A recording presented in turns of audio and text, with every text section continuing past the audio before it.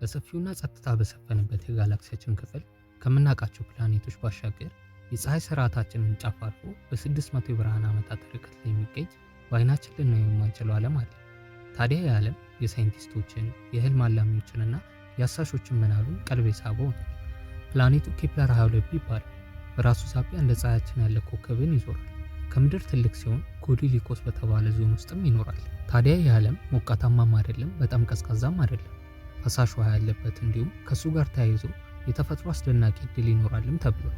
የምናውቀው ነገር ቢኖር ኬፕለር 22b እንደ ፀሐይ ባለ ምቹ የኮከብ ክልል ውስጥ ሲዞር ለመጀመሪያ ጊዜ የተገኘ ፕላኔት መሆኑን ይላሉ። ይህ እውነታ ሁሉንም ነገር ይለውጣል።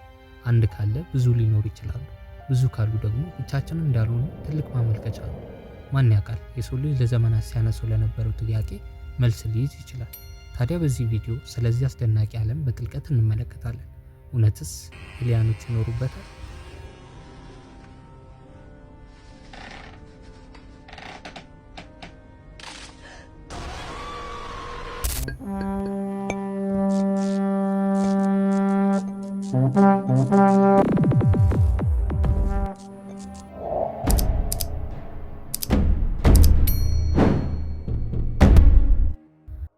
በሰፊው ጠፈር ውስጥ ብርሃን ለመጓዝ 100 ዓመታትን በሚወስድበት አንድ ብልጭታ የቴሌስኮፕ አይንን ሳበ። በአጽናፈ ሰማይ ውስጥ ያለንን ቦታ እንዲሁም የምናይበትን መንገድ እንደ አዲስ ቀስቅሶታል።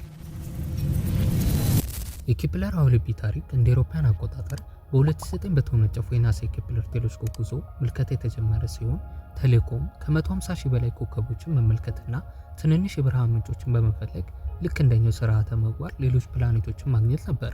ታዲያ በዚህ የከዋክብት ውቅያኖስ ውስጥ ኬፕለር ያልተለመደ ገጽታን ወደ ምድር ላከ።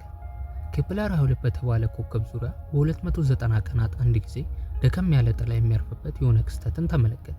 ይህ ክስተት ተራ ምልከታም አልነበረ፣ ብዙዎቹን ያነጋገረ እንዲሁም የምድራችን መንታ ተብሎ የተሰየመውን ፕላኔትም ያስገኘ ነበር። በጣም በሚመች ርቀት ውስጥ የሚዞር ፕላኔት፣ በጣም ሞቃታማ፣ በጣም ቀዝቃዛማ ያልሆነ፣ በውስጡ ሰፋፊ ውቅያኖሶች የሚገኙበት ግዙፍ ሉል። በመቀጠልም ናሳ ምልከታ ካረጋገጠ በኋላ እንደ አውሮፓውያን አቆጣጠር በታህሳስ ወር 2011 ዓ.ም ይፋ ተደረገ።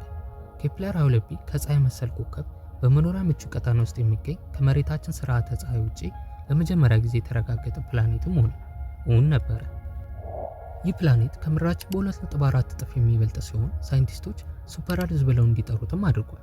በ600 የብርሃን ዓመታት ርቀት ላይ በሲግነስ ህብረ ከዋክብት ውስጥ ፀሐይን በሚመስል ኮከብ ዙሪያም እየዞረ ይገኛል። ኮከቡ ኬፕለር 22 በመባል የሚታወቅ ሲሆን ትንሽ ቀዝቃዛና ያነሰ ቢሆንም ኬፕለር 22b ልክ እንደኛ በምድር ላይ የምናገኘውን ያህል ብርሃንም ያገኝበታል።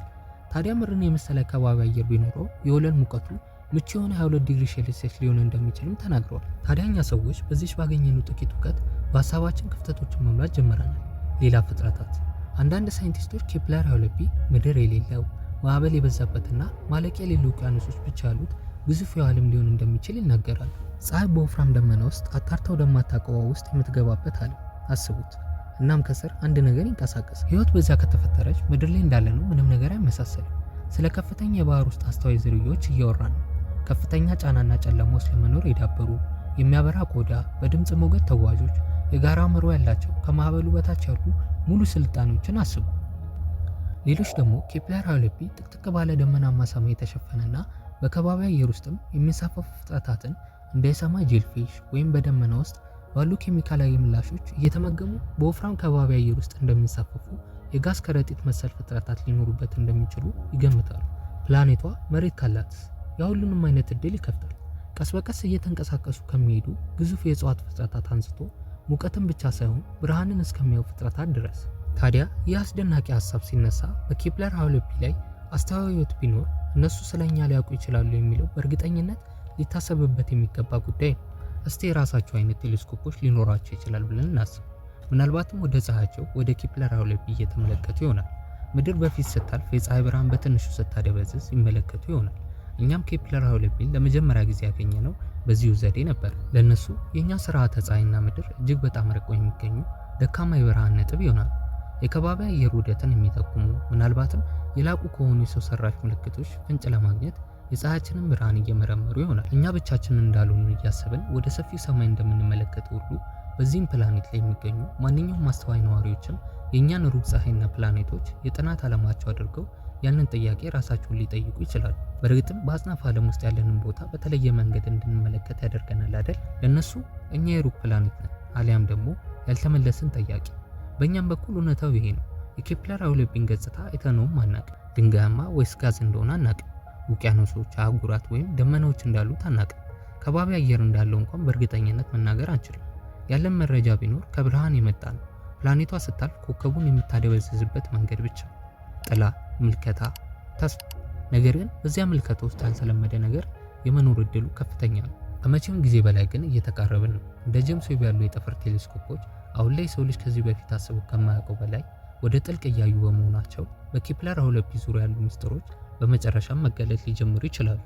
ለመጀመሪያ ጊዜ የከባቢ አየሩን ልንመረምር፣ እንደ ውሃትነት፣ ሚቴን ወይም ኦክሲጅን ያሉ የኬሚካል አሻራዎችን ልናገኝ እንችላለን። ምናልባትም ከዚህ የበለጠ ጥልቅ የሆነ ነገርን ሊያመለክቱ የሚችሉ ፍንጮች። እያንዳንዱ ዓመት እያለፈ ሲሄድ የወደፊት ተልእኮችንና ይበልጥ የላቁ ቴሌስኮፖችን በበለጠ ግልጽነት እንድንመለከት እንደ ኬፕለር አውሎፒ ያሉ ዓለማትን እንደ ሩቅ የብርሃን ነጠብጣቦች ሳይሆን እንደ ህያው እስትንፋስ ያላቸው አካባቢዎች እንድንመረምር ያስችሉናል። የፕላኔቶችን አፈጣጠር፣ የአየር ንብረት፣ የዝግመተ ለውጥና ምናልባትም ስለ ህይወት ራሱ ሊያስተምሩን የሚችሉ ዓለማት የምናውቅበት ጊዜ እየመጣ ነው። ታዲያ ኬፕለር አውሎፒ ምቹ ከሆነ ቀጣዩ ቤታችን ሊሆን ይችላል። ምናልባትም ላይሆን ይችላል። በባዕድ ፍጥረታት ስልጣኔዎች የተሞላ ሊሆን ምናልባትም ላይሆን ይችላል። ነገር ግን ኬፕለር አውሎፒ ሌላ ነገር ሰጥቶናል። ልክ እንደ ዋጋ ያለው ነገር የመደነቅ ስሜታችንን አድሶልናል። እጅግ በጣም ሰፊ እንደሆነን አስታውሶናል። በዚያ ሁሉ ቦታ በቢሊዮኖች በሚቆጠሩ ኮከቦችና በቢሊዮኖች በሚቆጠሩ ፕላኔቶች መካከል ምድር ብቻዋ እንዳልሆነች እዛ የሆነ ቦታ ምናልባትም በኬፕለር አውሎፒ ጥልቅ ሰማያዊ ከባቢ አየር ውስጥ ወይም ከአድማሱ ባሻገር የሰው ልጅ ለዘመናት ሲጠይቁ ለነበረው ጥያቄ መልስ አለ። እኛ በእውነት ብቻችንን ታዲያ መፈለግን፣ ወደ ላይ ማየትን፣ መጠየቅን እስካላቆምን ድረስ አንድ ቀን ምናልባትም መልሱን ልናገኝ እንችላለን። ማወቅ ያለብን ነገር ቢኖር ኬፕለር አውሎፒ የመጀመሪያውም ነበር።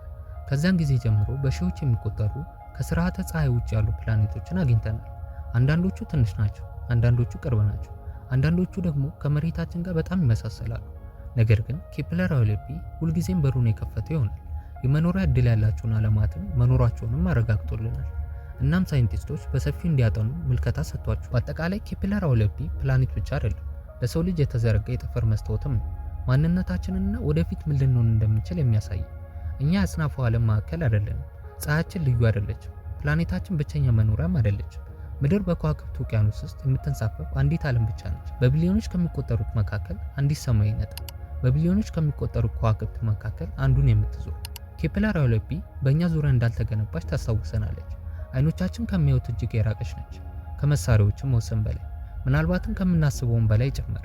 ነገር ግን በዚያ ሰፊነት፣ በዚያ ሊታሰብ በማይችል ጥልቀት ብቻችንን እንዳልሆነ ተስፋ ትሰጠናለች። እዚያ የሆነ ቦታ ሌላኛው ዓለምን ሰማዩን እየተመለከቱ ሊሆን ይችላል የሚል ተስፋ። ምናልባትም በኬፕለር አውሎፒ ገጽ ላይ ነፋሳት ባዕድ በሆኑ ውቅያኖች ላይ ነፍሶ ይሆናል። ምናልባትም ደመናዎች ይኖሩ ይሆናል። እንግዳ የማናቃቸው ግን ቆንጆ የሆኑ ፍጥረታት። ኬፕለር አውሎፒ ሳይንስ ብቻ አይደለም፣ መረጃ ወይም ቁጥሮች ወይም በቴሌስኮፕ መዝገብ ውስጥ ያለ ስም ብቻም አይደለም። ጥያቄ ነው፣ ተስፋም ነው። ስለዚህ መመልከታችንን እንቀጥል፣ ማሰባችንን እንቀጥል፣ ማለማችንን እንቀጥል። ምክንያቱም እዚያ የሆነ ቦታ በዝምታውና በከዋክብቱ መካከል ልንገናኝ እንችላለን። ታዲያ ይህንን ቪዲዮ ላይክ፣ ሼር፣ ሰብስክራይብ በማድረግ ድጋፋችሁን አሳዩ እያልኩ ይህን ቪዲዮ እስከ መጨረሻው ስለተከታተላችሁት እያመሰገንኩኝ በሚቀጥለው ቪዲዮ እንገናኝ። አመሰግናለሁ።